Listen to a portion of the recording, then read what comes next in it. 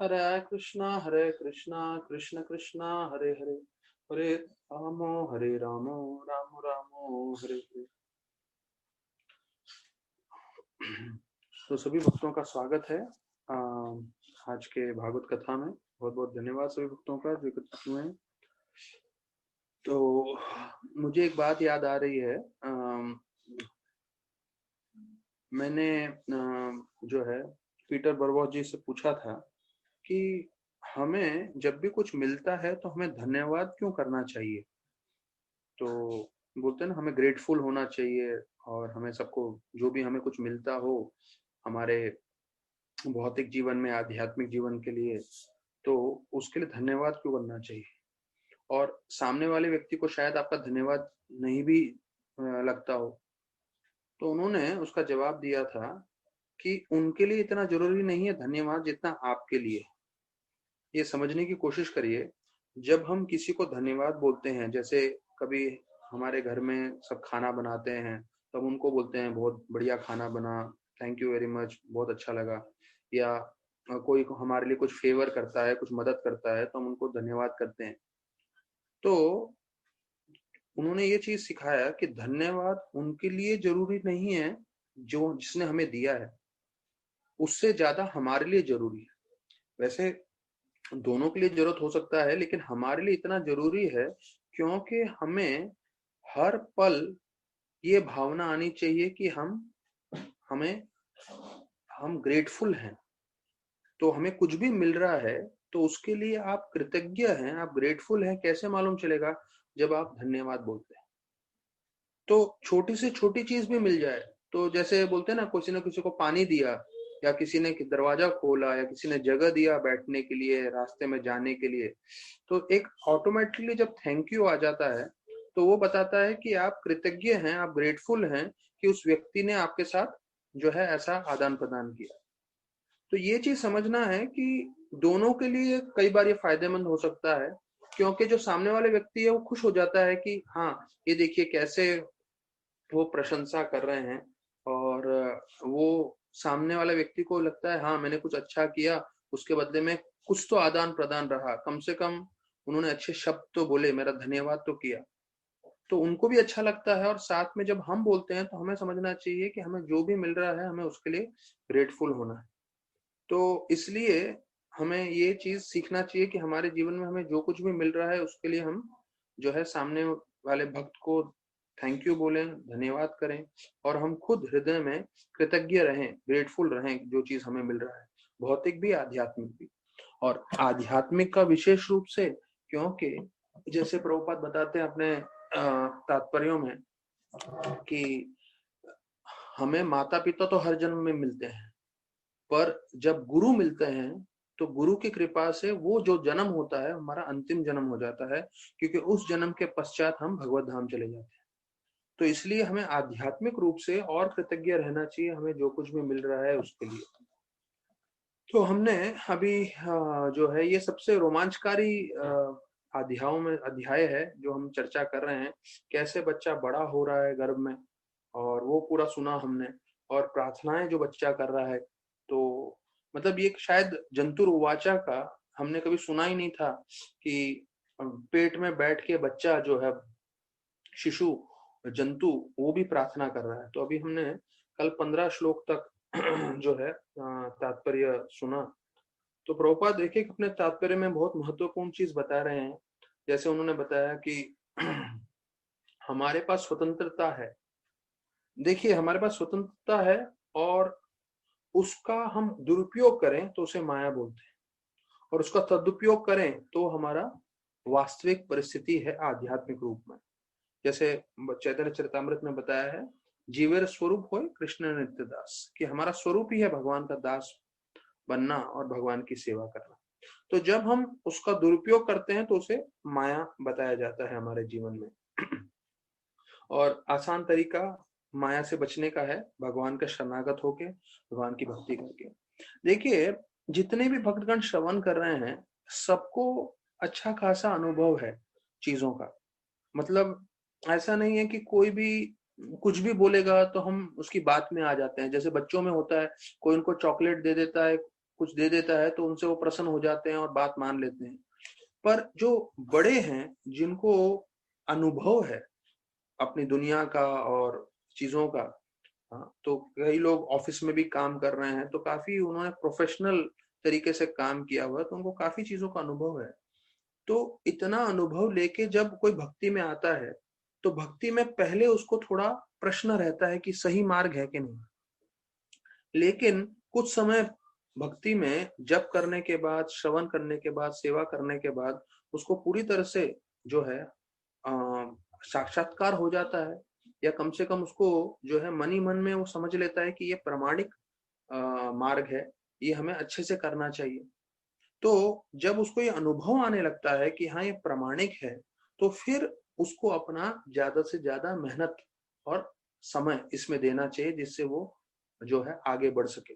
तो एक बार आप ये समझ लीजिए कि भाई ये रास्ता सही है कि नहीं। अगर रास्ता सही है तो फिर आप जो है पूरी गति में जा सकते हैं।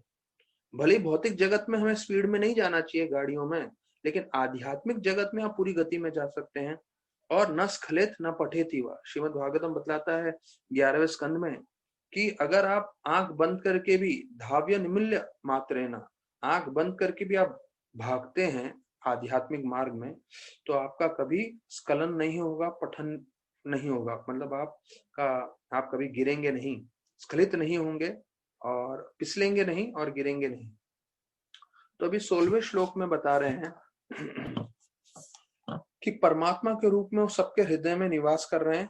ये जीव जो है प्रार्थना कर रहे हैं भगवान को, और हर समय वो ज्ञान देने के लिए तत्पर रहते हैं। और वो ज्ञान किसके बारे में दे रहे हैं? आध्यात्मिक के बारे में, जिससे हम जो है भगवान को शरणागत हो सकें और हमारे सारे दुख और दर्द जो है, तकलीफें हैं, उसको हम नष्ट कर सकें। तो देखिए, जंतु उवाच, एक जंतु जो है पेट में गर्भ में रह के जो प्रार्थना कर रहा है, वो प्रार्थना पूरा का पूरा भागवतम में आ रहा है और कपिल मुनि उनकी प्रार्थनाएं बोल रहे हैं और श्रीमद् भागवतम में इसका वर्णन है। तो हमें ये नहीं सोचना चाहिए कि भाई ये तो छोटा सा जंतु है, क्या बोल रहा है, लेकिन उसको उस वक्त पूरा आध्यात्म का ज्ञान है। और आध्यात्म का ज्ञान होने के कारण जो है वो पूरी तरह से ये चीज बता रहा है कि हमें अपने दुख का नाश करना है। तो उसका तरीका क्या है? भगवान को शरणागत होना। ठीक है, तो ये 16वें श्लोक में बताया है। प्रभुपाद तात्पर्य में बताते हैं those who want to be materially satisfied or who wants to lord it over material nature, the Lord gives the opportunity to forget his service and engage in so called happiness or material activities। देखिए, हमारे पे है हम क्या इच्छा करना चाहते हैं। अगर हम जो है भोग करना चाहते हैं और जो है, तो वो भगवान पूरी तरह से प्रबंध कर देते हैं कि हाँ आप भोग करिए। पूरा भगवान, देखिए भगवान पूर्ण पुरुषोत्तम पूरा सृष्टि चला रहे हैं, तो उनके लिए क्या मुश्किल है कि यह तो एक छोटा सा जीव को जो भी भोग करना है उसका प्रबंध कर दे। तो उसी प्रकार से बोलते हैं प्रभुपाद कि जब हम फ्रस्ट्रेटेड हो जाते हैं, देखिए जीव को भोग करना है, भगवान सब भोग का लिए सामग्री दे देंगे। क्यों? क्योंकि जीव भौतिक जगत में आया ही है भोग करने के लिए। तो बोलते हैं लेकिन भोग करके संतुष्ट नहीं हो पाएंगे, क्योंकि ये सृष्टि उस तरह से बनाया गया है, जब भी भोग करने जाएंगे दुख ही होगा। यही संपर्श जाब होगा दुख ही होने रेवत है। तो जब भी हम भोग करने जाएंगे हमें क्या मिलेगा? दुख मिलेगा। तो ये भगवान ने डिजाइन ही ऐसे बनाया है। जीव भौतिक जगत में आना चाहता है भोग के लिए, करो भोग, लेकिन जैसे ही भोग करेगा दुखी हो जाएगा। तो जो बुद्धिमान व्यक्ति है, वो अभी इसमें बताया गया है, फ्रस्ट्रेट हो जाएगा भोग करते करते। तो वो सोचने लगेगा मैं इस भौतिक जगत से कैसे निकल सकता हूँ। और जब वो ऐसी इच्छा करेगा तो भगवान उसको ज्ञान देंगे कि मुझे शरणागत हो जाओ, मेरी भक्ति करो और आप बाहर निकलो। तो देखिए भगवान दोनों कार्य कर रहे हैं। आपको भोग करना है तो भोग के लिए पूरा प्रबंध करेंगे, अगर आपको भोग छोड़ के भगवान की भक्ति करनी है तो उसके लिए भी पूरा मार्गदर्शन करेंगे।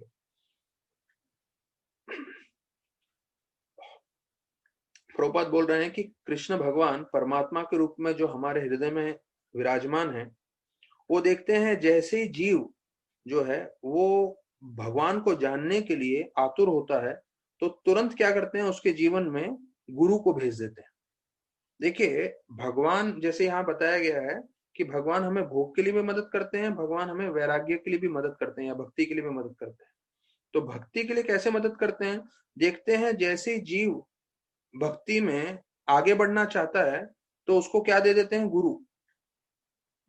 तो directed from with in and guided externally by spiritual master, one attains the path of Krishna consciousness, which is the way out of material clutches. तो प्रभुपाद जो है ये 16वें श्लोक में अभी बता रहे हैं कि गुरु दे देते हैं भगवान, और गुरु के संपर्क में जो है वो उनको मार्गदर्शन मिलता है और उससे वो इस भौतिक संसार से, जगत से बाहर निकल सकते हैं। तो देखिए, यहाँ पे कल भी हमने सुना था, भगवान की कृपा चाहिए, हम भगवान के पास जाते हैं कृपा मांगने के लिए। तो भगवान कृपा कैसे देते हैं, गुरु देते हैं। गुरु कृपा कैसे देते हैं, वो शिक्षण देते हैं, ज्ञान देते हैं, नॉलेज देते हैं। और जब कोई भी भक्त ये शिक्षण, ज्ञान, नॉलेज अपने जीवन में अपनाएगा तब उसको कृपा मिलती है भगवान की। तो असली जो कृपा है वो पूरा एक चैनल है, भगवान की कृपा गुरु, गुरु की कृपा उनके शिक्षण, और वो शिक्षण जो है सुनने के बाद जब जीवन में अपनाते हैं तो बदलाव आता है। यहाँ पे भी वही बताया गया है कि जब भगवान देखते हैं ये व्यक्ति सिंसियर है तो उसके जीवन में गुरु भेजते हैं, फिर वो गुरु के संग में भक्ति करके इस भौतिक जगत से निकल सकता है। तो एक लाइन है बोलना कि हाँ, गुरु के संग में भक्ति करके जीवन से निकल सकता है, लेकिन उसको पालन करने के लिए गुरु के संपर्क में जीवन भर भक्ति करना एक बड़ा प्रश्न है, बहुत बड़ा एक बोल सकते हैं चैलेंज है, बहुत मुश्किल है। लेकिन जो है, हम अगर भगवान से प्रतिदिन प्रार्थना करते रहेंगे तो उनकी कृपा से हम ये बहुत मुश्किल कार्य भी संभव कर पाएंगे। तो प्रभुपाद लिख रहे हैं, गुरु मतलब भगवान की कृपा। The spiritual master is therefore the mercy manifestation of the supreme person. तो हमें ये समझना है कि हमें जीवन में अगर गुरु मिलते हैं तो मतलब भगवान की हमें कृपा मिल गई है। तो पहले ही हमें भगवान की कृपा मिल गई है, अभी हम इस कृपा का कैसे सदुपयोग करते हैं वो हम पे है। और वही चीज प्रभुपाद वापस से बता रहे हैं कि हमें गुरु से शिक्षण लेना है और अपना भक्तिमय जीवन को आगे बढ़ाना है। One who hears the instruction from spiritual master, the seed fructifies and one life is blessed. ठीक है, तो वो आपका जीवन पूरा जो है उसका कल्याण हो जाता है जब गुरु के शिक्षण हम पालन करते हैं। तो फिर 7वें श्लोक में बताया गया है, ये जो जीव है माँ के गर्भ में अलग अलग तरीके से परेशान है, तकलीफ में है, और वो प्रार्थना करने लगता है और वो महीने गिनने लगता है कि कब मैं बाहर आऊंगा, और वो भगवान से प्रार्थना करता है कि मुझे कब इस विकट परिस्थिति से आप बाहर निकालोगे। तो ये 17वें श्लोक में प्रभुपाद तात्पर्य में फिर बताते हैं, क्योंकि अभी जब गर्भ में है तो और प्रभुपाद विस्तार में जा रहे हैं। माँ का जठर अग्नि रहता है, जठर अग्नि मतलब जिससे खाना पचता है, तो वो एक तरफ है जठर अग्नि। तो जठर अग्नि जो है जलाता है, थोड़ा बच्चे को तकलीफ होता है, और दूसरी ओर बताया जाता है मल, मूत्र, खून और ये सब रहता है। तो इसके बीच में वो बालक है। एक तरफ जठर अग्नि, दूसरी तरफ मल, मूत्र और खून, ये सब पेट के अंदर रहता है। तो उसके साथ है बालक, वो भी पूरे अंधेरे में। 7वां महीना होने के बाद उसको चेतना आ जाती है। तो चेतना आने के बाद उसको समझ में आ जाता है कि मैं कहाँ पे हूँ, किस परिस्थिति में हूँ। तब वो भगवान से प्रार्थना करने लगता है और ये बोलता है कि मुझे इस परिस्थिति से जल्दी बाहर निकालिए।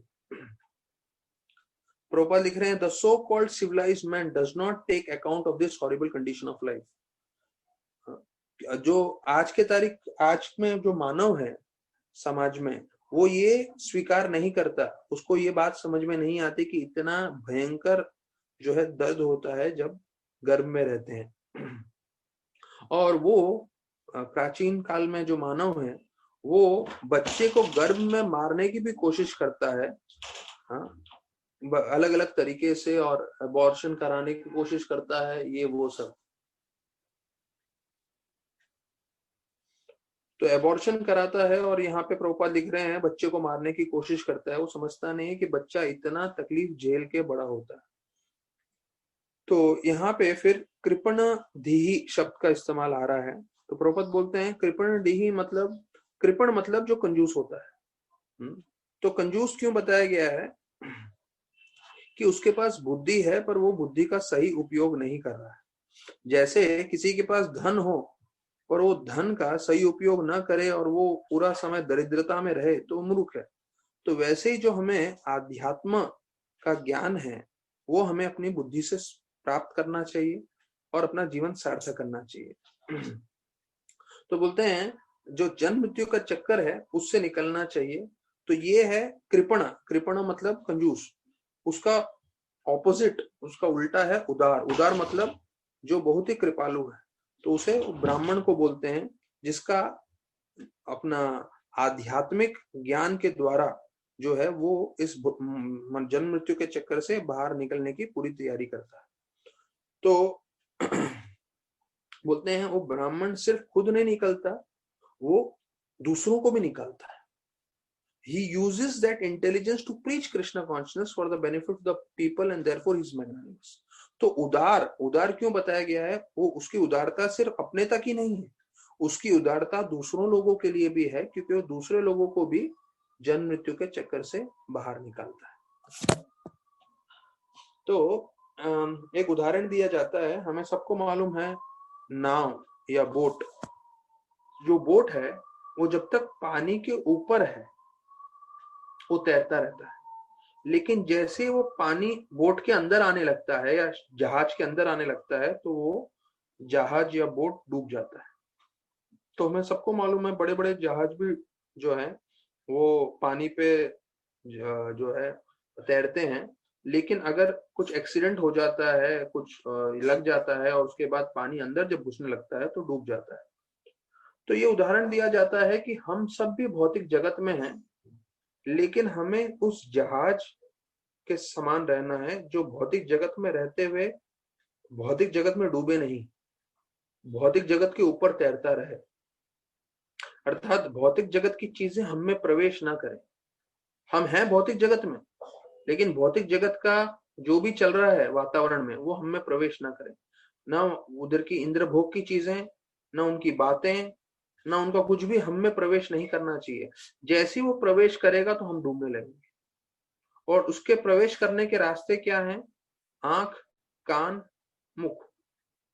हम जब बाहर की चीजें देखते हैं, जब हम बाहर की चीजें सुनते हैं, हम जब बाहर की चीजें खाते हैं, ये तीन तरीके से बाहर का जो वातावरण का जो भी कलमश है, जो भी बोल सकते हैं प्रदूषण है, वो हमारे अंदर जाएगा। तो थोड़ा बहुत अंदर जाता है तो कभी कभी जहाज में पानी आ जाता है तूफान के कारण, ये वो, तो वो बाहर फेंक देते हैं। लेकिन जैसे जैसे ज्यादा ज्यादा पानी भरने लगेगा तो फिर पूरा डूब जाएगा। तो हमें ध्यान रखना है कि बिल्कुल ही हम इसको कान से, आंखों से और मुख से कलमश प्रवेश करने ना दें।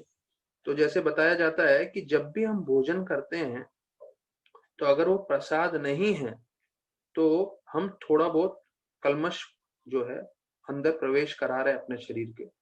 और कई बार बाहर कई लोग जो हैं प्रसाद नहीं खाते हैं, सिर्फ भोग खाते रहते हैं, तो उसके लिए उनका पूरी चेतना जो है नष्ट हो जाती है, उनका कॉन्शियसनेस खराब हो जाता है। तो ये चीज हमें ध्यान रखना है। अब देखिए एक काफी पहले उससे मैंने कथा सुनी है, कई बार मैंने बताया भी है कि कैसे एक प्रभुपाद के समय में एक व्यक्ति आए इस्कॉन में ज्वाइन होने के लिए। उनका नाम था पीटर। और वो पीटर जो है अजीब अजीब हरकतें करते थे। तो ऐसा बताया जाता है कि जब प्रवचन का समय होता था तो सामने आके बैठ जाते थे, वो भी एक बड़ा कंबल लेकर आते थे प्रवचन के लिए, और सामने आके बैठते थे और कंबल से अपना सर ढक देते थे पूरा, और सामने बैठ के सो जाते थे, और सोते सोते घूरने की आवाज आती थी। तो देखिए अब भागवतम में कोई सो जाए तो वो ठीक नहीं है, ये सामने आ रहे हैं कंबल लेके और फिर घूर रहे हैं। तो कई भक्त जो है उनसे जो है काफी नाराज हो गए, और यहाँ तक कि कुछ सेवा वेवा भी देते थे। तो सेवा करते समय भी बताया जाता है वो जो है कंबल लेकर आते थे और जो है किताब वितरण के लिए उनको भेजते थे, तो वहां पे भी कंबल लगा के सो जाते। तो ऐसे हरकतें करते करते सब लोग जो है काफी परेशान हो गए और वो प्रभुपाद के पास जाके कंप्लेन किए। बोले प्रभुपाद, ये जो पीटर है वो ऐसे कार्य कर रहा है, तो हम सब लोग ने तो उसका नाम ही रख दिया है क्रेजी पीटर।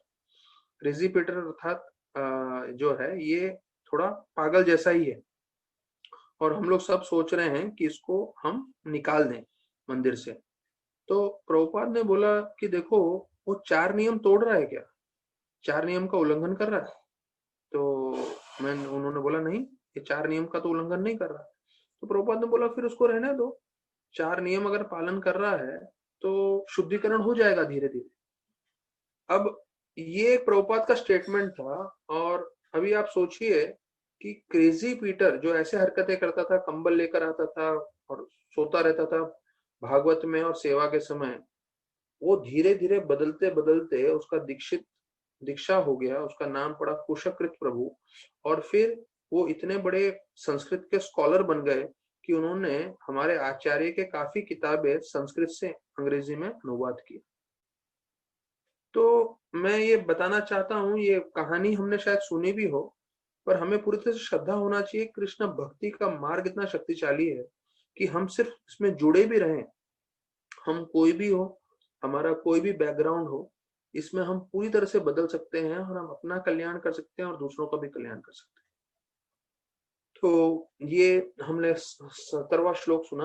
अभी 18वें श्लोक में बोलते हैं जीव कि आपकी कृपा से मेरी चेतना जागृत हो गई है।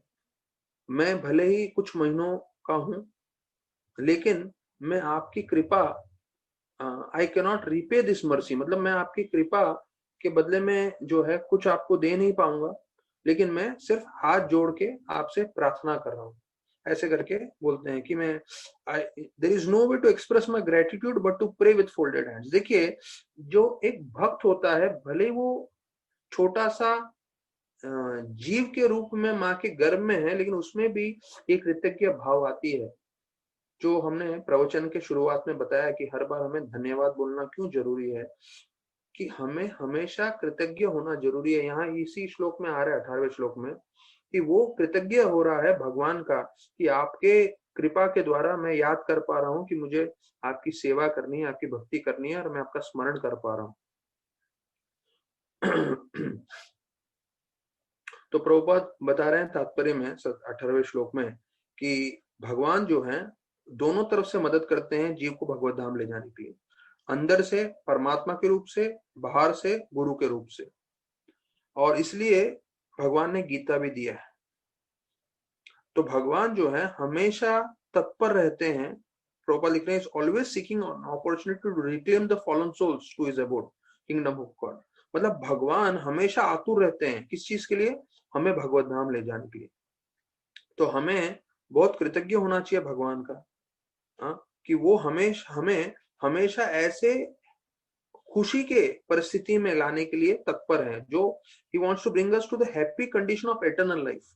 मतलब हम लोग कुछ समय के लिए खुश होना चाहते हैं, लेकिन भगवान हमें अनित्य काल के लिए खुश करना चाहते हैं अपने भगवत धाम ले जाके। तो बोल रहे हैं प्रभुपाद कि कोई तरीका नहीं है जिससे हम भगवान को जो है रिपे कर सके, अर्थात भगवान हमारे पे इतना कृपा कर रहे हैं, हम उनके लिए कुछ नहीं कर सकते, लेकिन कम से कम इतना होना चाहिए कि हम कृतज्ञ हों और हाथ जोड़ के भगवान से प्रार्थना करें, उनको धन्यवाद दें। तो वही चीज बालक कर रहे हैं माँ के गर्भ में बैठते हुए। तो ये जो प्रार्थना है, कई नास्तिकवादी लोग स्वीकार नहीं कर सकते। प्रभुपाद लिख रहे हैं क्यों नहीं स्वीकार कर सकते? वो बोलते हैं अरे बच्चा कैसे माँ के गर्भ में प्रार्थना कर सकता है? तो क्यों नहीं कर सकता? प्रभुपाद बोल रहे हैं, प्रभुपाद बोलते हैं सब कुछ संभव है भगवान के कारण, भगवान के शक्ति से। तो बच्चा जो है ऐसी परिस्थिति में आया हुआ है बाहरी रूप से, पर but internally is the same and the Lord is there. तो बाहरी रूप से वो एक्सटर्नल तरीके से जो है वो बच्चा माँ के गर्भ में है, लेकिन वास्तविक रूप में देखा जाए तो भगवान उनके साथ है परमात्मा के रूप में। तो भगवान की शक्ति के द्वारा वो अंदर बैठ के भी प्रार्थना कर सकता है, ये भगवान की दिव्य शक्ति है। तो देखिए, ये जो भागवतम है, कोई जो माँ के गर्भ में शिशु है, अगर वो भी सुनेगा तो उसका भी कल्याण होगा। इतना शक्तिशाली आध्यात्मिक ज्ञान है।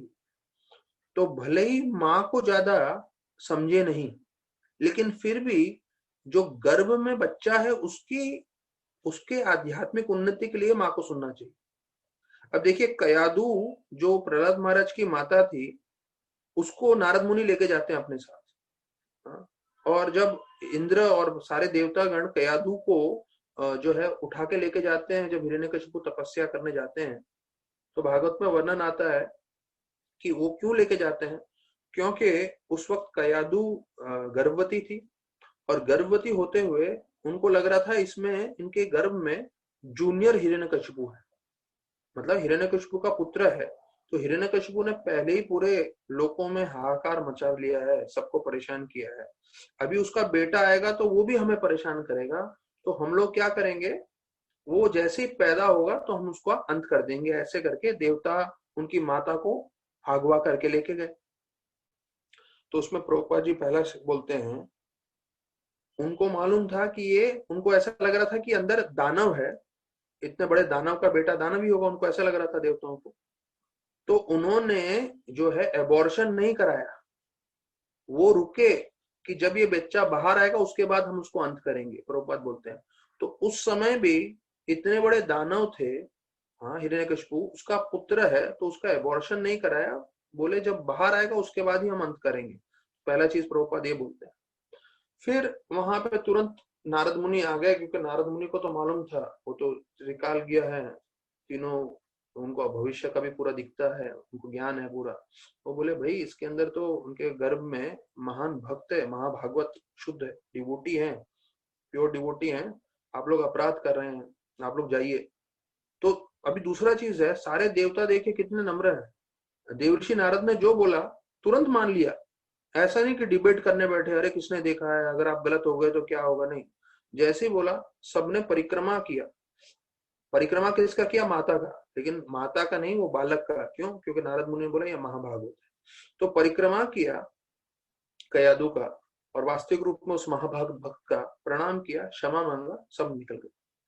फिर नारद मुनि जो है माता को, कयादू माता को लेकर आए अपने जो है भजन कुटीर में, और वहां पे उनको ज्ञान पूरा दिया आध्यात्म का।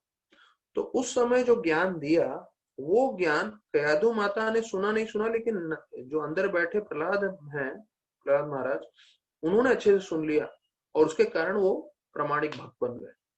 तो हमें ये कभी सुनने में नहीं आता कि कयादू माता ने कहीं प्रवचन दिया हो, लेकिन उनका बेटे ने खूब प्रचार किया। 5 साल की उम्र से ही जो है सब दानव के पुत्रों को प्रचार कर रहे थे कि अरे भक्ति करो, ये करो, ये जीवन व्यर्थ मत करो, वगैरह वगैरह। तो बोलते तुमने कहाँ से सीखा, तो बोलते हैं अरे मेरे गुरु महाराज ने जब मैं माँ के गर्भ में था तब सुना है। तो ध्यान रखिए कि आसक्ति होने के कारण, प्रभुपाद एक जगह लिखते हैं, कयादू ने इतना सुना लेकिन उस पर असर नहीं हुआ, लेकिन बच्चे के जो है आसक्ति नहीं था, इसलिए उस पूरी तरह से शुद्ध भक्ति उसने जो है पकड़ लिया। तो ये चीज समझना है कि आध्यात्मिक ज्ञान इतना शक्तिशाली है कि कोई माँ के गर्भ में बैठ के भी भक्ति कर सकता है। प्रभुपाद और इसके ऊपर विस्तार पूर्वक बताएंगे, पर हमें समझना है। तो अभी कोई बोल रहा है कि भाई मुझे भक्ति करने को नहीं हो रहा है, मेरे पास टाइम नहीं है जपा करने के लिए, या मेरे पास टाइम नहीं है भागवत सुनने के लिए, ये बेकार की बातें हैं। जिसको करना है वो देखिए यहाँ पे वर्णन आ रहा है, माँ के गर्भ में बैठ के, एक तरफ जठर अग्नि है, दूसरी तरफ खून है, मलमूत्र है, कोई मलमूत्र के पास बैठेगा क्या? आप मुझे बोलेगा बैठ के प्रवचन दो तो मैं ही शायद प्रवचन ना दूं, लेकिन बालक उसके अंदर भी बैठ के प्रार्थना कर सकता है। ये स्पष्टीकरण है कि भक्ति कितना शक्तिशाली है। जिसको भी करना है वो चाहे बोलते ना जमीन फट जाए या कुछ भी हो जाए, वो करेगा ही करेगा भक्ति। तो इसमें जो है ऐसा वर्णन किया गया है। द जीवा 19वां श्लोक में आता है, the jiva is another type of body sees only by instinct, but I have a human body in which I can control my senses. हाँ, तो इसका बोल रहे हैं कि 19वें श्लोक में कि मुझे मनुष्य शरीर मिला है तो मेरा बड़ा भाग्य है, जिसमें मैं अपने इंद्रियों को वश में कर सकता हूँ और मैं अपना जो है भविष्य बना सकता हूँ। तो मैं भगवान से वही प्रार्थना कर रहा हूँ जिससे मैं पूरी तरह से आध्यात्म का ज्ञान समझ सकूं और देख सकूं। ऐसे करके जीव प्रार्थना कर रहे हैं। मतलब वो बोल रहे हैं कि मुझे ऐसा शरीर प्राप्त हुआ है जिस शरीर से मैं पूरी तरह से भक्ति कर सकता हूँ। अब जैसे मैं भागवतम के चर्चा के ऊपर बता रहा था, हमारे एक भक्त हैं देवानंद पंडित प्रभु करके, जो अभी वृंदावन में है, कृष्ण बलराम की सेवा करते हैं, सैफरन ब्रह्मचारी है। वो जो है इयरिंग एड मतलब जिनको सुनता नहीं है ना बरोबर, तो एक व्हाइट कलर का ऐसा हमारा हेडफोन जैसा होता है, वैसा होता है, वो लगाते हैं सफेद रंग का। तो ये मैं बात कर रहा हूँ आज से 20 साल पहले की।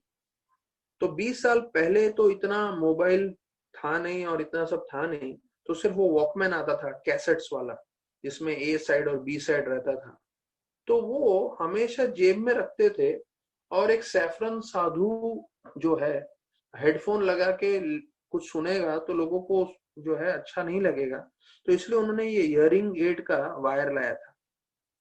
तो लोगों को क्या लगेगा कि हाँ महाराज को सुनने को थोड़ा कम लगता है, इसलिए उन्होंने इयरिंग एड का कान में लगाया हुआ है। पर वास्तविक रूप में उसका दूसरा कनेक्शन वॉकमैन में रहता था, जो उनके कुर्ते के जेब में रहता था। और वो अधिकांश समय जब भी उनको मौका मिलता था वो लेक्चर सुनते रहते थे, टाइप साइड ए साइड बी का। तो मैं ये उदाहरण दे रहा हूं कि कैसे भी जो है अगर आप श्रवण करेंगे भगवान की कथा का, तो अब जैसे हम लोग का कथा चल रहा है, तो जब भी आपके पास मौका मिले, भले ही कुछ ऑफिस का काम चल रहा है या कुछ हो रहा है, हाँ ऑफिस में बैठ के नहीं कर पाएंगे, लेकिन अगर होम में है, घर में बैठ के कर रहे हैं, तो साइड में थोड़ा चलता रहेगा, थोड़ा सुनते रहेंगे। तो इतने सारे जो श्लोक हैं, इतनी सारी जो चीजें हैं जो हम इतना विस्तार पूर्वक कभी पढ़ नहीं पाएंगे, या पढ़ेंगे तो इतना समझेंगे नहीं, और वो संग में आप सुन सकते हैं और उसका फायदा उठा सकते हैं। तो अभी 19वें श्लोक में जो है काफी तात्पर्य प्रभुपाद जी महत्वपूर्ण बताते हैं। बोलते हैं जैसे एक फूल होता है, फूल कैसे विकसित होता है, पहले कली होता है, फिर थोड़ा और खिलता है, और फिर पूरा खिल के जो है एक खूबसूरत सा फूल बन जाता है, जिसमें खुशबू भी होती है और सौंदर्य भी होता है। तो उसी प्रकार से बोलते हैं जो 84 लाख योनियां हैं, तो उसमें अलग अलग योनियों से जो है जीव निकलता है, और अंतिम में वो मनुष्य शरीर प्राप्त करता है। और मनुष्य शरीर प्राप्त करने का एकमात्र उद्देश्य क्या है कि वो जन्म मृत्यु के चक्कर से निकल सके, क्योंकि बाकी 80 लाख योनियों में वो नहीं कर सकता वो चीज। 80 लाख योनियों में उसको जन्म मृत्यु के चक्कर में ही निकलना पड़ेगा, बार बार बार बार अलग अलग योनियों में जन्म लेना पड़ेगा।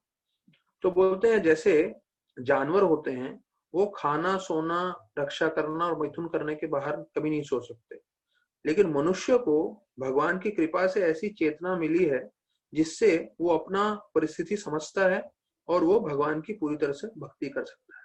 तो हमने ये श्लोक महाभारत में से सुना है, इस्कॉन में स्टार्टिंग में बताते हैं आहार निद्रा भय मैथुन एतात पशुबीर नरनाम, कि आहार निद्रा भय और मैथुन, ये 4 चीजें, खाना सोना सेक्स करना और अपनी रक्षा करना, ये पशु में और मनुष्य में समान है। प्रभुपाद बोलते थे कुत्ता 4 पैर पे भाग रहा है, आप 4 पहिए की गाड़ी में भाग रहे हो। उद्देश्य क्या है आपका जीवन का? खाना सोना मैथुन करना और रक्षा करना। तो ये महाभारत के जो व्यासदेव जी की रचना है उसमें स्पष्ट बताते हैं कि मानव और जानवरों में यही 4 चीज समान है, लेकिन एक चीज अलग है जिससे मानव जानवरों से बढ़ के है, वो है धर्म ही तेषाम अधिको विशेषो। धर्म विशेष है, धर्महीन पशु भी समान। तो बोलते हैं धर्म जो है मानव को अलग बना देता है, और धर्म के बिना आप पशु के समान है। फिर प्रभुपाद बता रहे हैं कि भौतिक जगत में जितनी भी मुश्किलें हैं उसका कारण क्या है। अभी देखिए प्रभुपाद के तात्पर्यों को मानना पड़ेगा। एक लाइन में पूरी दुनिया का प्रॉब्लम और उसका सॉल्यूशन एक साथ दे सकते हैं प्रभुपाद। तो बोल रहे हैं जो भी भौतिक जगत में प्रॉब्लम है उसका कारण क्या है? आपकी मन और इंद्रियां संयम में नहीं है। Uncontrolled mind and uncontrolled senses, अर्थात आपकी मन और इंद्रियां वश में आ जाए तो पूरी दुनिया के सारे प्रॉब्लम सॉल्व हो सकते हैं। तो पूरी दुनिया के प्रॉब्लम सॉल्व नहीं करने की हम इच्छा रखते हैं, पर शायद हम कर नहीं पाएंगे, पर कम से कम अपने जिंदगी के प्रॉब्लम्स को सॉल्व कर लें, वो बहुत जरूरी है। तो उसके लिए मन और इंद्रियों को संयम में रखना है, मतलब वश में रखना है, और उसके लिए भक्ति सर्वोत्तम है। तो आदिकर्ता प्रभु भी जुड़े हुए हैं हमारे साथ, ओबुराय में वो वर्क करते हैं।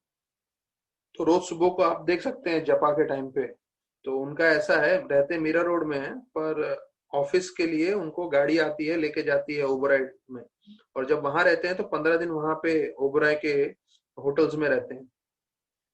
तो जपा करते समय उनका देखना होता है, क्योंकि ओबराय बिल्कुल जो है मरीन ड्राइव का बीच पे लग के है होटल, तो पूरा पीछे बीच का सीन रहता है, कांच के पूरे जो है फर्स्ट पूरे उनके वो होटल के कमरे हैं, विंडो जिससे पूरा बीच दिखता है।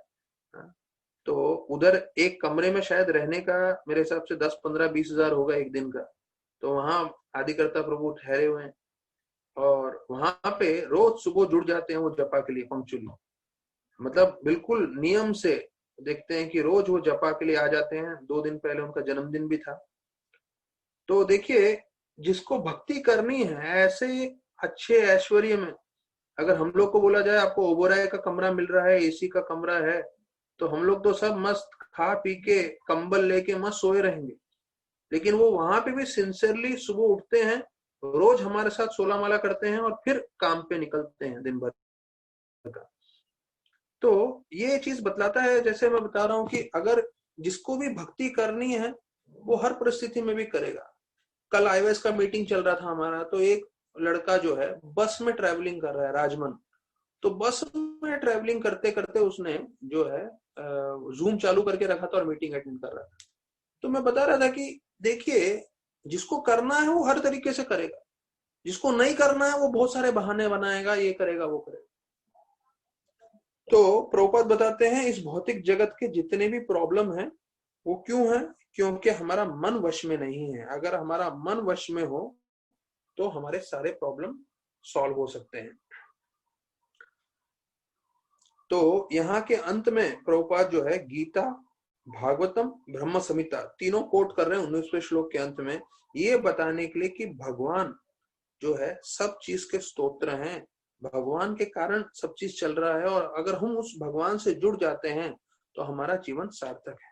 तो गीता का 10:8 अहम सर्वस्व प्रभुवो बताते हैं, भागवतम का first canto first chapter first verse जन्मादस्य था, और ब्रह्म संहिता का 5.1 सर्व कारण कारण। तो ये तीनों श्लोक का क्या स्तोत्र है? गीता, भागवत, ब्रह्म संहिता, जो ब्रह्मा जी ने बोला है कि भगवान कृष्ण सब चीज के स्तोत्र हैं। एक चीज हम बोल रहे हैं, पर अगर हमें पूरी तरह से विश्वास हो जाए कि भगवान कृष्ण सब चीज के स्तोत्र हैं, तो फिर हमें ये समझना चाहिए कि अगर हम उनकी भक्ति करें तो भक्ति करने से जो है हमें सब कुछ प्राप्त हो जाएगा। मैं प्रभुपाद का लीलामृत पढ़ रहा था आप लोग को लिए बताने के लिए, पर यहाँ पे जो है वो कनेक्शन मेरे को आ रहा है, इसलिए मैं बीच में लीलामृत का आपको एक पॉइंट बताता हूँ।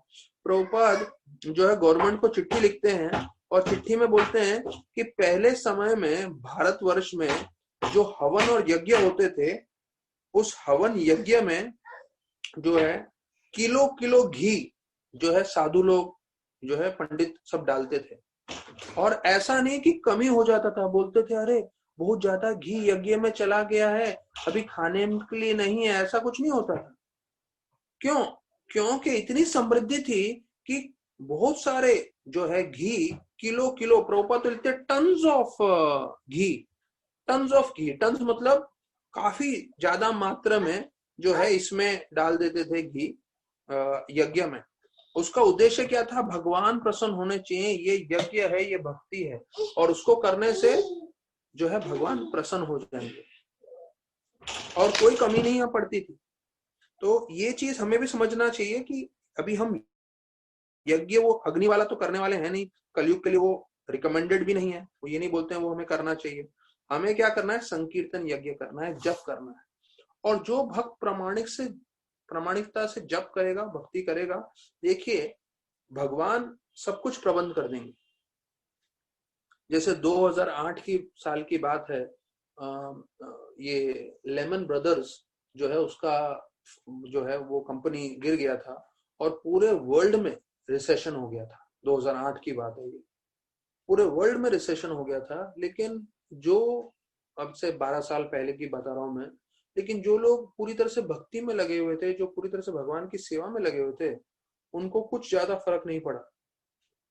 मतलब थोड़ा हो सकता है किसी भक्तों का भी फाइनेंस ऊपर नीचे हुआ होगा, लेकिन अगर कोई भक्ति कर रहा है तो प्रामाणिकता से कृष्ण भगवान सब कुछ प्रबंध करा देते हैं।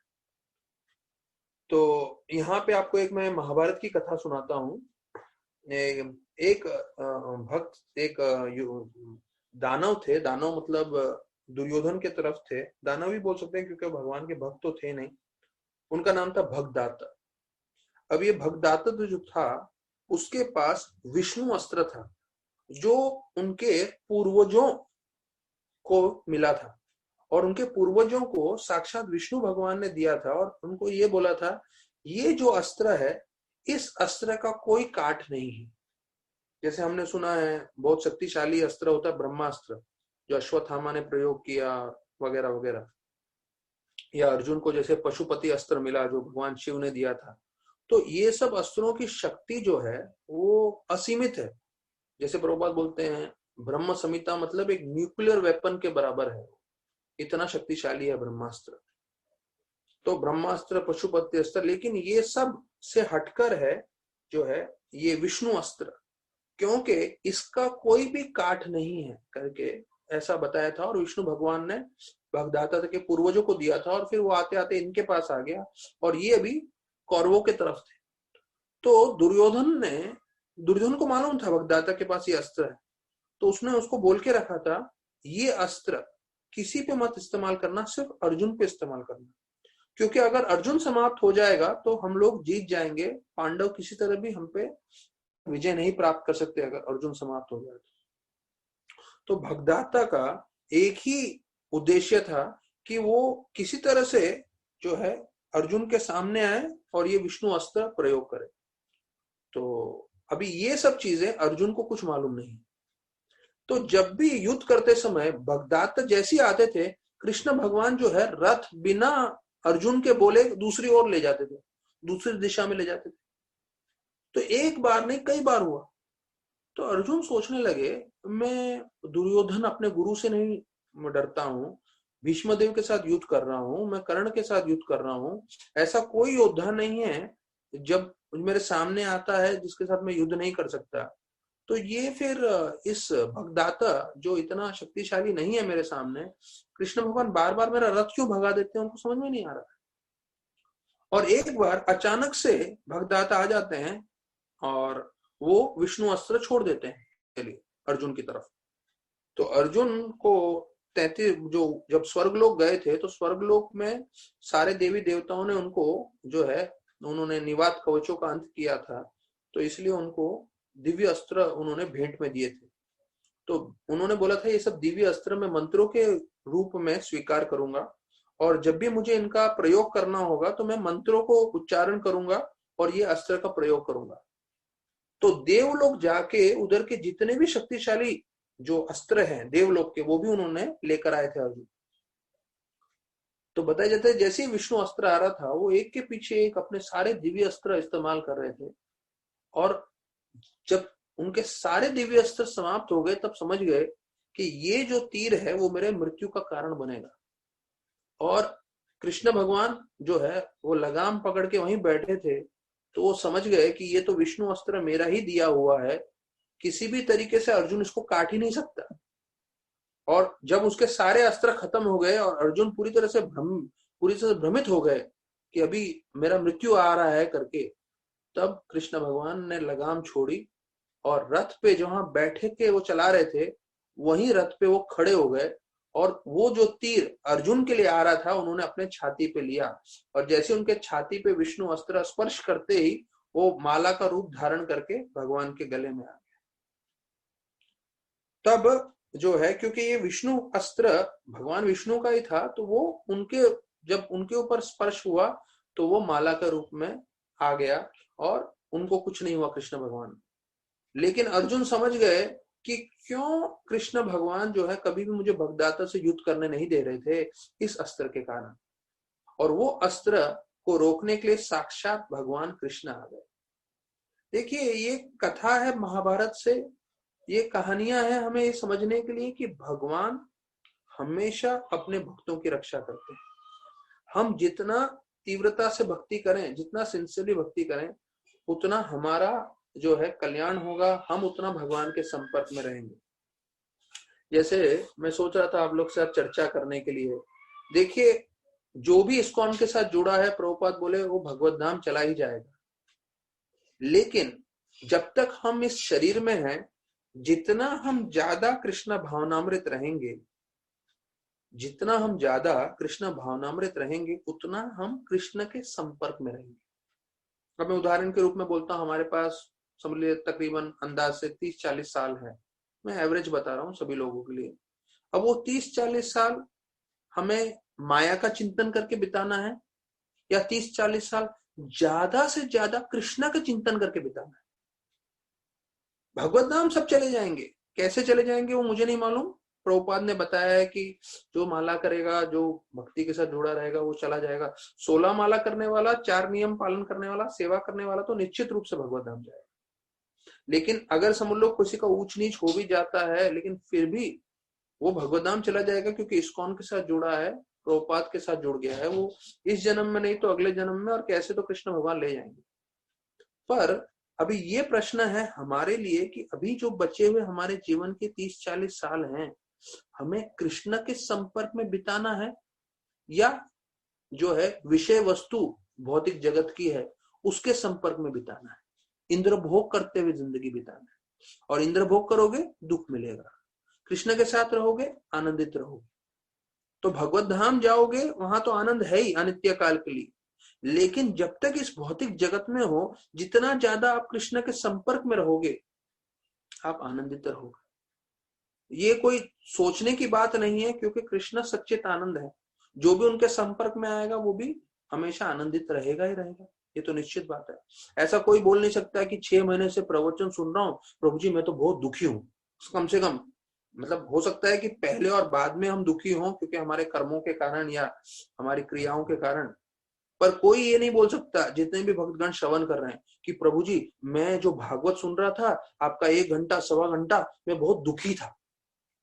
कोई नहीं बोल सकता ये। क्यों? क्योंकि उस समय हम सब कृष्ण के संपर्क में हैं।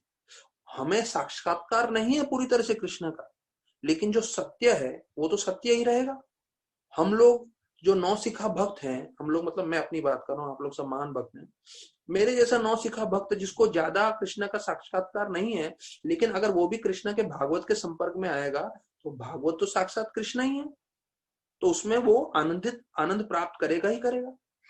तो उसी प्रकार से हमारा जो बचा हुआ जीवन है, उसमें हम जितना ज्यादा कृष्ण भावनामृत रहेंगे, जितना कृष्ण का चिंतन करेंगे, जितना कृष्ण के संपर्क में रहेंगे, उतना समय हम आनंदित रह सकते हैं, और हम यही आनंद दूसरों को भी दे सकते हैं।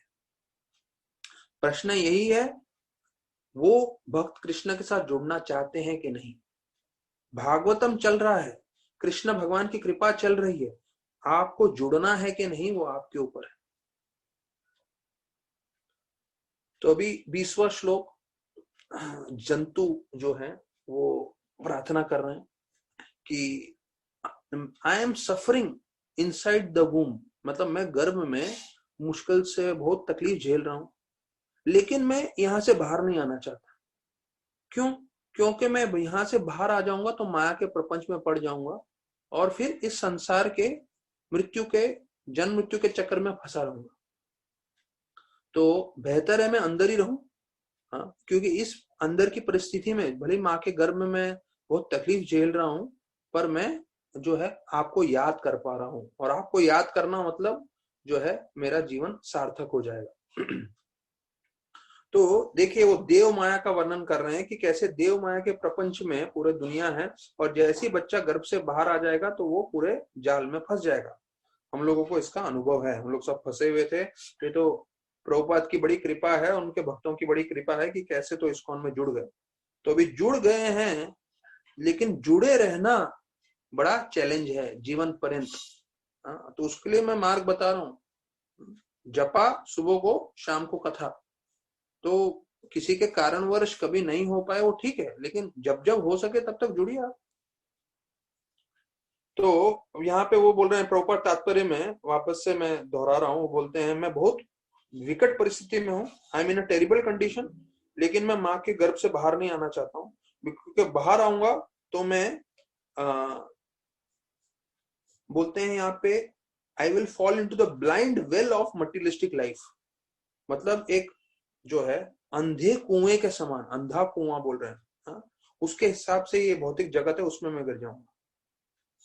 तो बोलते हैं आपकी शक्ति देव माया एक छोटे पैदाइशी बच्चे को भी पकड़ लेती है और उसको ये समझा देती है कि आप ये शरीर हो, और फिर उसको जन्म मृत्यु के चक्कर में लगा देती है। तो ये माया का प्रपंच है। तो प्रभुपाद तात्पर्य बता रहे हैं कि जीव जो है वो माँ के गर्भ में बहुत तकलीफ में रहता है, लेकिन एक फायदा है, उसकी चेतना शुद्ध है। क्यों चेतना शुद्ध है? क्योंकि वो भगवान को प्रार्थना कर रहा है।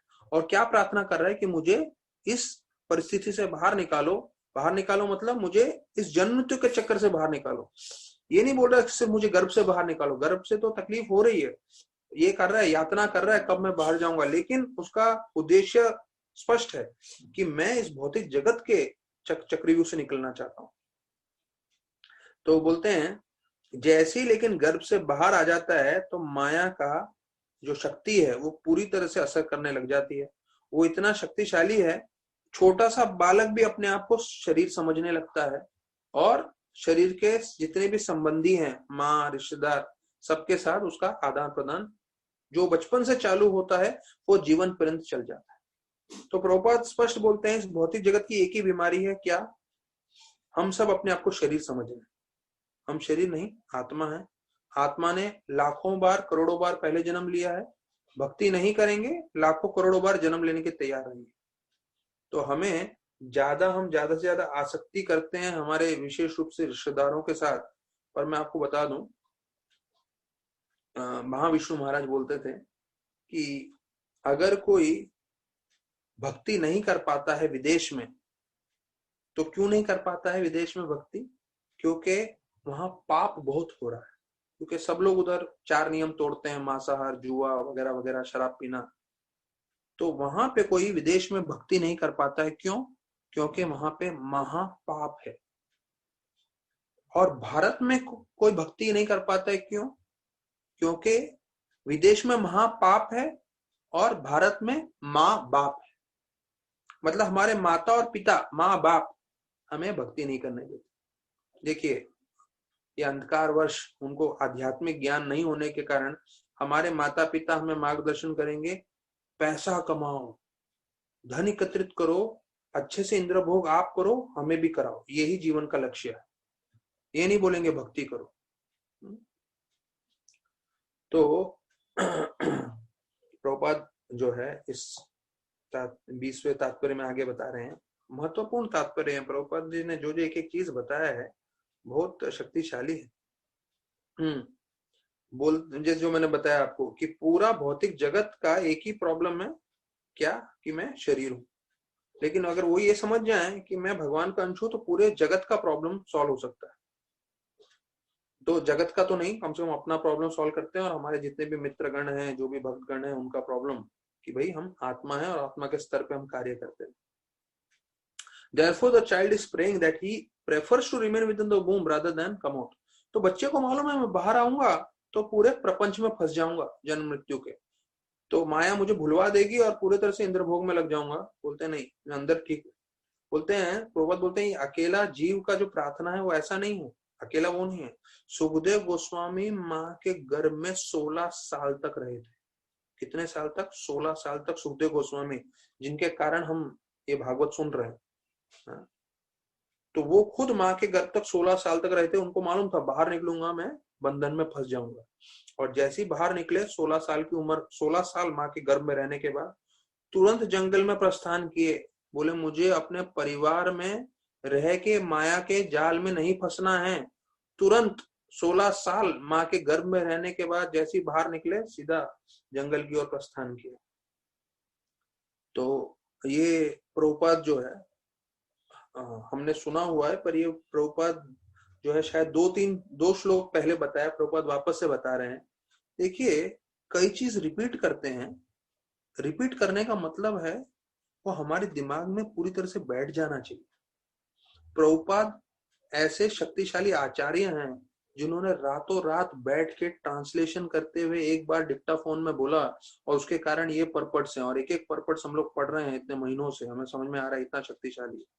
तो प्रभुपाद ने जब कुछ दोहराया है, दोहराने का मतलब ये है कि जो भी भक्तगण इसको पढ़ें या सुन रहे हैं वो इस बात को मन में बैठा लें कि ये बहुत महत्वपूर्ण है, इसलिए प्रभुपाद दोहरा रहे हैं। तो मैं आपको बताऊं, ये जो गीता का 7.14 श्लोक है, प्रभुपाद ने पिछले 3-4 श्लोकों में फिर से पहले वर्णन किया। इसका उद्देश्य क्या है? माम एव ये प्रपद्यन्ते मायामेताम तरन्ति ते। जो भगवान को शरणागत होगा वो इस भौतिक जगत से निकल पाएगा। कभी कभी हमारे मन में क्या आता है कि हम ऐसा कुछ रोमांचकारी, कुछ शायरी सुने, कुछ ऐसा कुछ नया चीज सुने जो हमने कभी जिंदगी में सुना नहीं था। अरे ये तो मालूम है हमें, जन्म मृत्यु जरा व्याधि दुखालय है, हाँ ये तो मालूम है, बार बार ये क्यों सुनते हैं। लेकिन हमें ये समझना चाहिए कि जब हम ये चीज सुन रहे हैं जो प्रभुपाद रिपीट करते हैं, वो हमारे दिमाग में बैठेगा, उस हिसाब से हम स्थिरता पूर्वक जीवन पर भक्ति करेंगे। तो प्रभुपाद फिर बोल रहे हैं कि जो कृष्ण भगवान को शरणागत हो सकता है वही व्यक्ति माया के प्रपंच से निकल सकता है। माया के प्रभाव से हम अपने आप को पहला शरीर समझते हैं, और शरीर के जितने भी संबंधी हैं, बीवी, बच्चे, समाज, हमारे दोस्त, हमारा प्रेम, ये सब के प्रपंच में हम फंस जाते हैं और वो माया के पूरे जाल में जो है आ जाता है और फिर जन्म मृत्यु के चक्कर में फंस जाता है। तो प्रभुपाद फिर बता रहे हैं कि अगर हम भक्ति ना करें तो हम अपने आप को शरीर और शरीर के जितने भी संबंधित चीजें हैं उसके साथ हम अपने आप को जो है कनेक्शन मानेंगे और जन्म मृत्यु के चक्कर में फंसे रहेंगे। और फिर ये आखिरी श्लोक है, क्योंकि अगले श्लोक से 22 से 31 श्लोक में अभी आ रहा है कि जीव जब पैदा होता है तो पैदा होने के बाद कितनी व्याधि उसको होती है। तो अभी तो हम लोग जीवन में अनुभव कर रहे हैं, ऐसा नहीं है कि कोई भी व्याधि नहीं, परेशान और तकलीफ नहीं झेल रहा, पर यहाँ पे बचपन से जो पैदा होता है तब से क्या क्या व्याधि होती है वो 22 से 31 श्लोक में वर्णन किया है। अभी 21वें श्लोक में बताते हैं कि जीव प्रार्थना कर रहा है कि मैं अपने आप को इस अंधकारमय जीवन से उद्धार करूंगा। किसके द्वारा? अपने मित्र के द्वारा। कौन वो है? पूर्ण पुरुषोत्तम भगवान। उनके चरणों का आश्रय लूंगा, विष्णु का, मेरे मन में, और फिर उस आश्रय लेने के कारण फिर से मैं किसी के गर्भ में नहीं जाऊंगा माता के, और इस तरह से मैं जन्म मृत्यु के चक्कर से बाहर निकल जाऊंगा। तो प्रभुपाद इसका तात्पर्य बता रहे हैं, The miseries of material existence begins from the very day when the spiritual soul takes shelter in the womb of a mother. तो पहला लाइन में ही इसका जो तात्पर्य है, 21वें श्लोक का, प्रभुपाद बोलते हैं कि मटीरियल मिजरीज मतलब दुख कब से शुरू होता है? जब आत्मा जो है माँ के गर्भ में जो बीज रूप में है, जब वो प्रवेश करता है तब से जो है तकलीफें, मुश्किलें, परेशानी शुरू हो जाती है। देखिए दुखालय का मतलब भगवान जो बोलते दुखालय गीता में, दुखालय का वो स्टार्ट कहाँ से होता है? ये तब से दुखालय जब वो बीज के रूप में माँ के गर्भ में, तब से दुखालय चालू हो जाता है। और फिर ये दुखालय दुख जो है वो चलता ही जाता है पूरा समय। जब गर्भ में रहता है तब परेशान रहता है, हमने पूरा चर्चा किया हुआ, और फिर जब वो बाहर आता है तब चलता रहता है मृत्यु तक। और उसके बाद अलग अलग लोक में जाएगा, नरक लोक में जाएगा, अलग अलग योनियों में जाएगा, और फिर ये चक्कर चलता ही रहता है। और इसका शुरुआत होता है जब वो माँ के गर्भ में पहुंचता है, और इसको अंत करने का किसी के पास उपाय नहीं है सिवाय भक्ति के। तो बोलते हैं Prabhupada, one who is intelligent by the grace of the Lord and develops Krishna consciousness successful in life. कोई कृष्ण भक्ति करता है तो वो सार्थकता प्राप्त कर सकता है। अगर सिर्फ कृष्ण भक्ति में हम लगे रहें तो हम जन्म मृत्यु के चक्कर से निकल सकते हैं, प्रभुपाद बोल रहे हैं। Because simply by keeping himself in Krishna consciousness, Prabhupada के शब्दों का प्रयोग बहुत उत्तम है। प्रभुपाद बोल रहे हैं just by keeping himself in Krishna consciousness. जैसे हम लोग बोलते हैं ना, फ्रिज में टमाटर रख दो, कीप दिस इन फ्रिज करके बोलते हैं हम लोग, ऐसे बोलते हैं अगर कोई भक्त keeps himself in Krishna consciousness, मतलब आप सिर्फ कृष्ण भक्ति के साथ जुड़े रहें जीवन पर्यंत, तो आप इस जन्म मृत्यु के चक्कर से निकल सकते हो। लेकिन वो भी बहुत मुश्किल है। अगर हम जब तक मेहनत नहीं करें तब तक मुश्किल है। जैसे बोलते हैं राधानाथ महाराज, अगर आप तैरने की कोशिश कर रहे हो, जिनको तैरना आता है, और पानी का बहाव उल्टे दिशा से आ रहा है और वहां आपको तैरना है, तो आप समझ लीजिए आपको बहुत ताकत लगानी पड़ती है। और जैसे ही आपने तैरना बंद किया तो पानी का बहाव आपको नीचे लेके जाएगा। तो भक्ति उस प्रकार से है, राधानाथ महाराज बताते हैं कि आपको हर रोज मेहनत करना पड़ेगा आगे बढ़ने के लिए, आगे बढ़ने के लिए। और जिस दिन आप नहीं करोगे आपको नीचे खींच के लेके जा सकता है।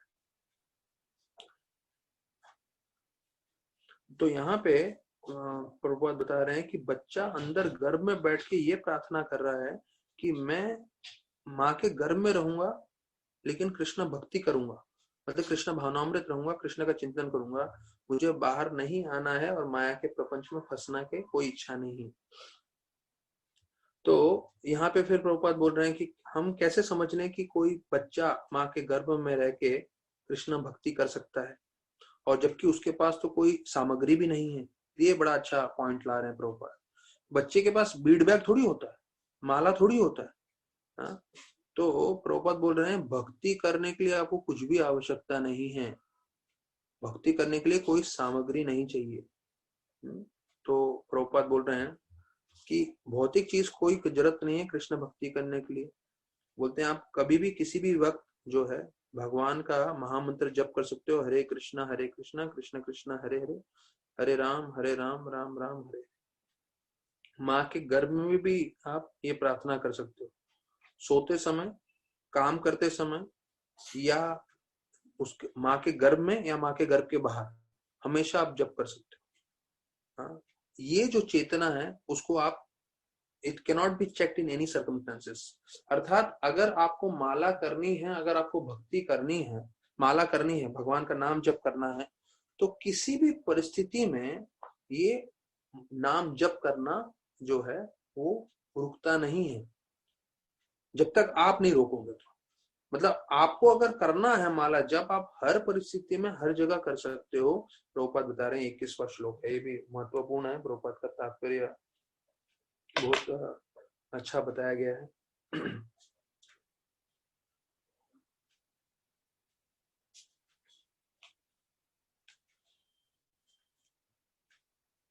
भगवान जब अपना, मैं थोड़ा आपको अलग से थोड़ा बता रहा हूँ, भगवान जब जो है कृष्ण भगवान के 64 गुण हैं बताए जाते हैं।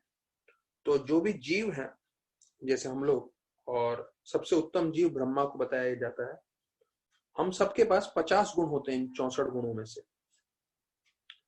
शिव भगवान के पास 55 गुण होते हैं, क्योंकि शिव जो है शिव तत्व है, वो जीव तत्व नहीं है, वो अलग है। तो एक तो है विष्णु तत्व, एक है जीव तत्व और एक है शिव तत्व। तो जो जीव तत्व होते हैं वो हम सब हैं, जिसमें ब्रह्मा भी आते हैं, पर शिव जो है वो शिव तत्व है, वो अलग आते हैं, जीव तत्व से अलग होते हैं। इसलिए जब सृष्टि पूरा संहार हो जाता है, सृष्टि का विनाश होता है, यहाँ तक कि ब्रह्मा का जीवन अंत हो जाता है, तब शिव का अंत नहीं होता, वो महेश धाम में रहते हैं जो आध्यात्मिक जगत में है। उनके पास 55 गुण है। और जो विष्णु है उनके पास 60 गुण है, 60 क्वालिटीज। तो टोटल कृष्ण भगवान के पास कितने गुण है? 64। उसमें से जीव के पास 50, शिव के पास 55 और विष्णु के पास 60। तो बताया जाता है अगर 60 विष्णु के पास हैं तो ऐसा क्या 4 कृष्ण भगवान में विशेष है जो उनको विष्णु से भी विशेष करता है? पहला, 4 विशेष गुण जो विष्णु के पास नहीं है, सिर्फ कृष्ण भगवान के पास। क्या है वो चार? पहला, वेणु माधुरी।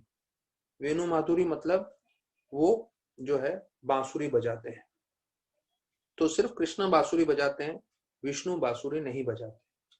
तो उनकी बांसुरी को वंशी, मुरली, वेणु, इन सब नामों से संबोधित किया जाता है।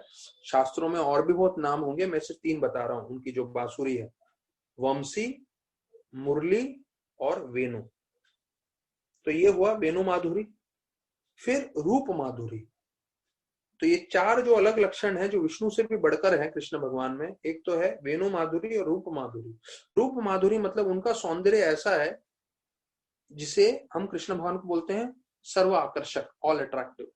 तो उनका रूप जो है सांवला है, तो तमाल वृक्ष जो है वैसा है, या जैसे हम बोलते हैं काले बादल बरसात के, वैसे रंग के हैं, लेकिन वो सर्व आकर्षक।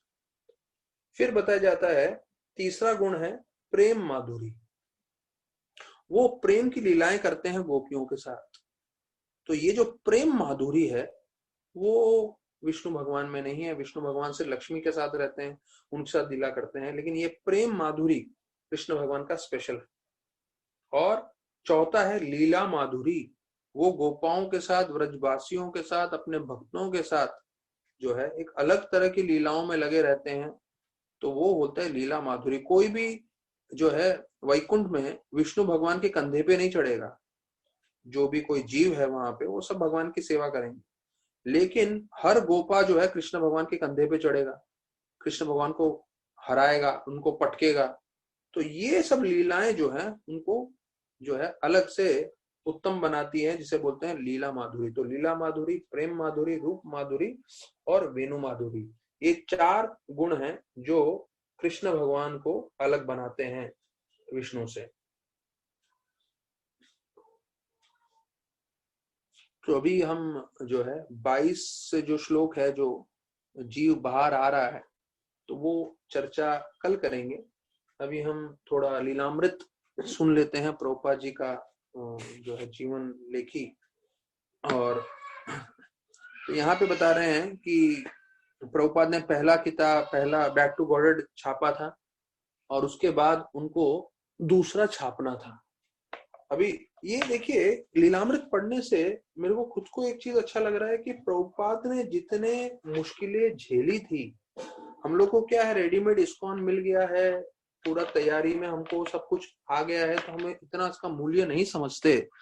पर अगर आप प्रभुपाद के लीलामृत में एक पन्नों में देखें, प्रभुपाद जी ने क्या क्या बोलते हैं ना, पापड़ बेला है, कितनी तकलीफ झेली है, वो समझ में आता है।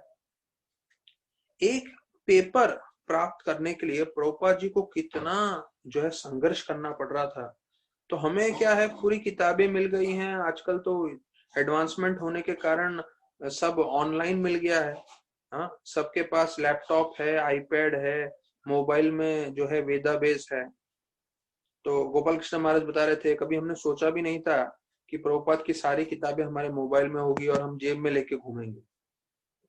तो वो सब हमें फायदा हो गया है, लेकिन शुरुआत में जो संघर्ष देखा है, और ये संघर्ष देखते हुए हमें जो समझना है कि भाई जब प्रभुपाद हमारे आचार्य ने इतना संघर्ष देखा था, तो हमें भी जो है अगर मुश्किलें आती हैं उसके लिए तैयार रहना चाहिए। तो बोल रहे हैं कि वो बैक टू गॉडेड के लिए उनको फिर कागज नहीं मिल रहा था, तो वो गवर्नमेंट को काफी रिक्वेस्ट कर रहे थे, चिट्ठियां लिख रहे थे, और वो बता रहे थे कि भाई, जो मैंने आपको उदाहरण दिया कि भाई भारत ऐसा पुण्य भूमि है जहाँ यज्ञ में जो है इतना घी डालते थे, sacrifice tons of valuable ghee and grains. मैंने सिर्फ घी बोला, घी के साथ अनाज भी डालते थे, हाँ, तो धार्मिक कार्यों के लिए, रिलीजियस सेक्रीफाइसेस के लिए। तो आपको मेरे को कागज देने में क्या ये है, ये हम जो है उत्तम कार्य के लिए कर ही रहे हैं, आध्यात्म के लिए। और बोल रहे हैं कि यहाँ तक कि ब्रिटेन, मतलब लंदन, ब्रिटिश में वहां पे भी उनका एक कुछ मूवमेंट है जिसका नाम है मॉरल रे आर्मामेंट मूवमेंट। तो उसके लिए बताया जाता है गवर्नमेंट ने कागज दिया था, तो उसका कोटेशन भी लेकर आ गए प्रभुपाद, और बोल रहे हैं देखो जो वो कागज दे सकते हैं, क्योंकि ये ब्रिटिशर्स लोग भी इन्वॉल्व होंगे, तो उनको इम्प्रेस करने के लिए भाई आपके लंदन में भी तो दिया है कागज, तो आप मुझे कागज दीजिए, मुझे बैक टू गॉड प्रिंट करना है।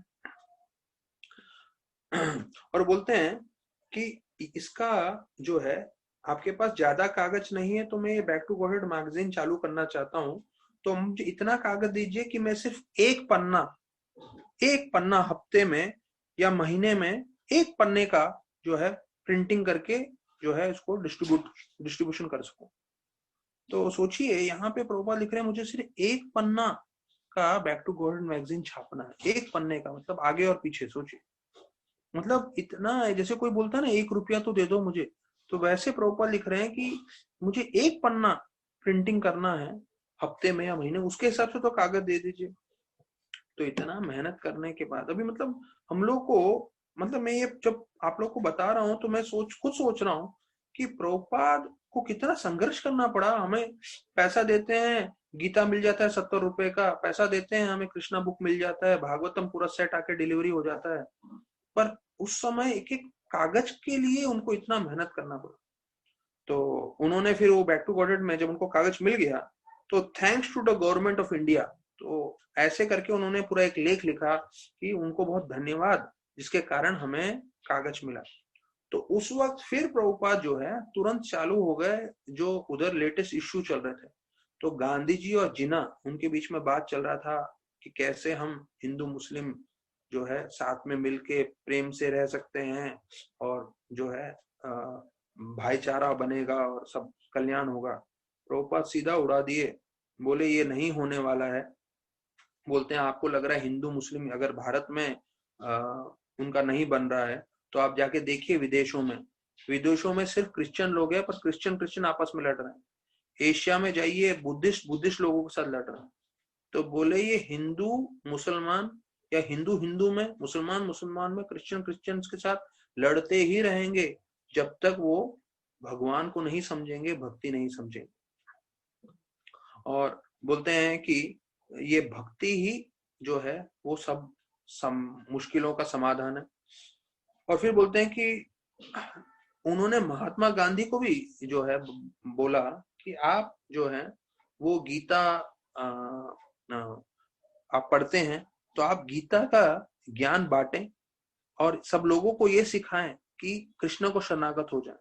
जब आप ऐसा करेंगे तो आप पूरे विश्व भर में शांति ला सकते हैं। तो आपका इतना शक्तिशाली जो है पोजीशन है, गांधी जी को बोल रहे थे, मतलब उनको उन्होंने काफी चिट्ठियां लिखी और ऐसा सब बताया कि आप जो है गीता का प्रचार करें जिससे असली भाईचारा पूरे विश्व भर में हो सकता है। तो प्रभुपाद का फेथ देखना चाहिए। भारत को उस वक्त इंडिपेंडेंस नहीं हुआ था, गांधी जी इंडिपेंडेंस के लिए इतना लड़ रहे हैं, वो बोल रहे हैं तुम्हारा लड़ाई कुछ काम का नहीं है, गीता का तुम प्रचार करो, उससे इंडिपेंडेंस मिलेगा, उससे असली में शांति जो है पूरी तरह से प्राप्त होगी।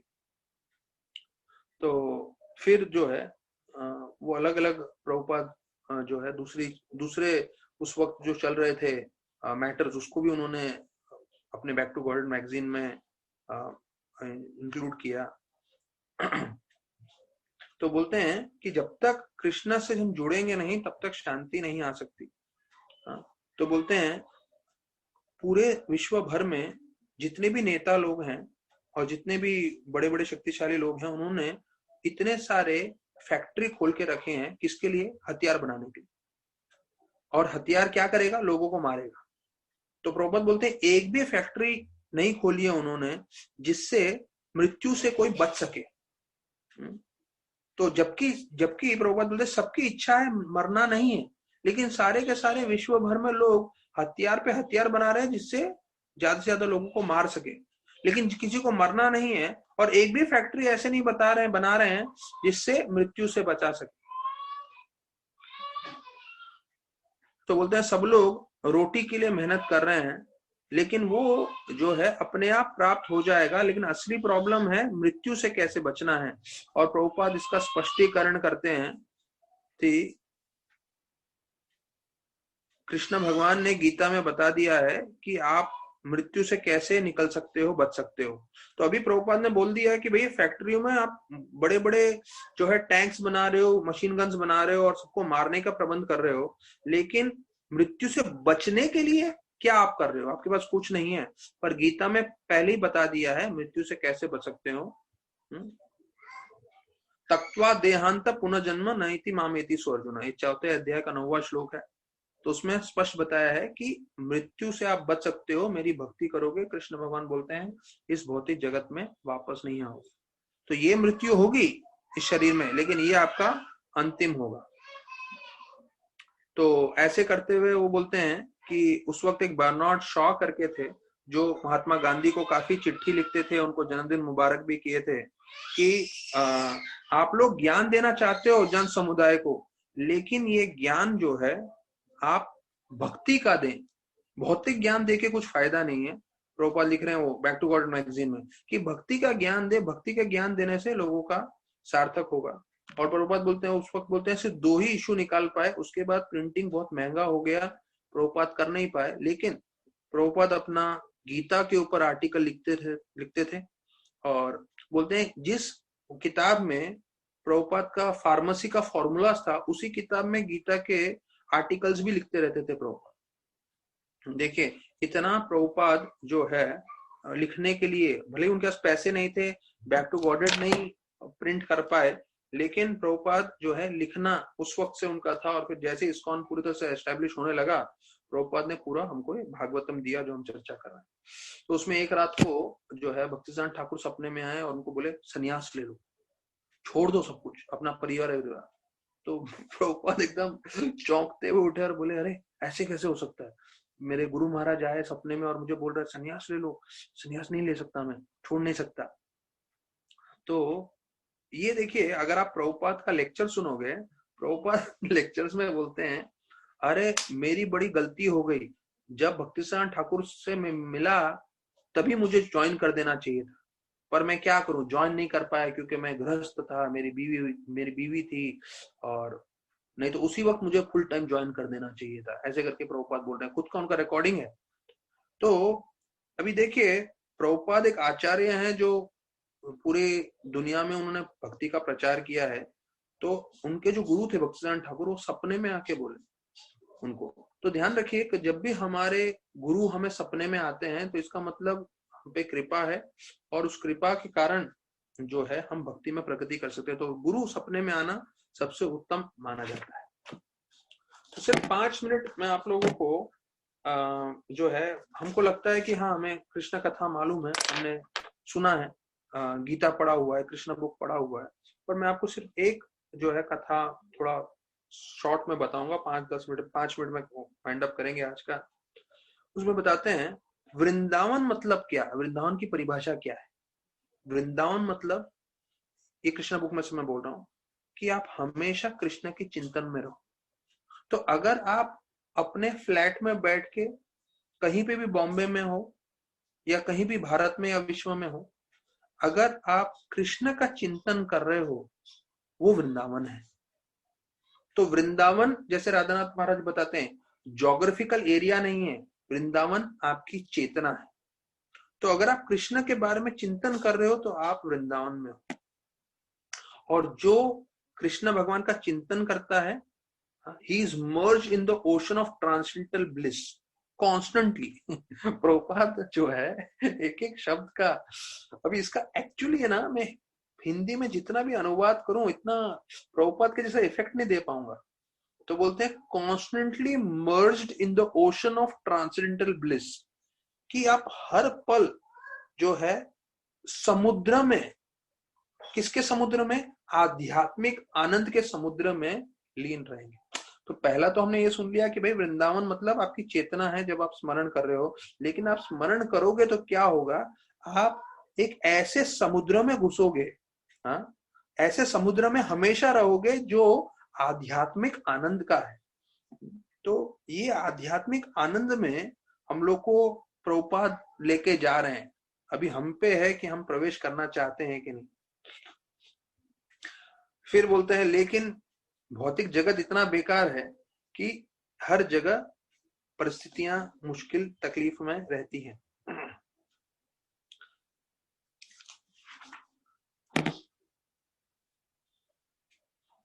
एक यहाँ पे वर्णन आ रहा है कि नारद मुनि कंस से मिलने जाते हैं।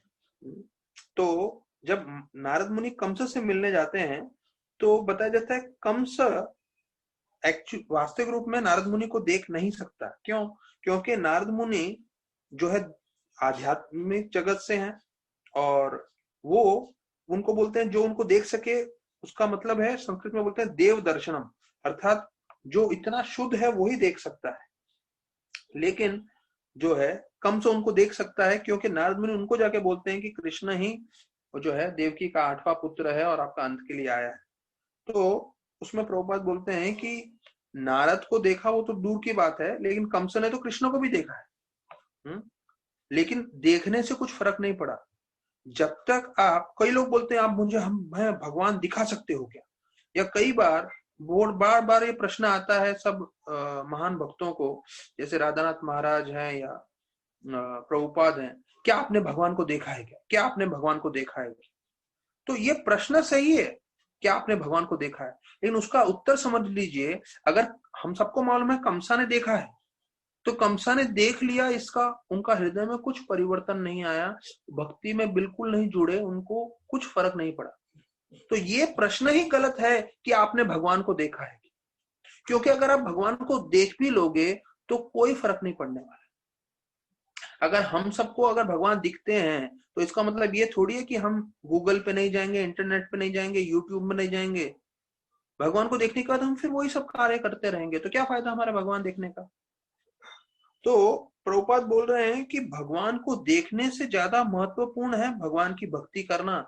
जब हम भगवान की भक्ति करेंगे तब हमारे पास ऐसी दृष्टि आएगी जिससे हम भक्ति के भाव से भगवान को देख पाएंगे और हमारा जीवन पूरी तरह से बदलेगा।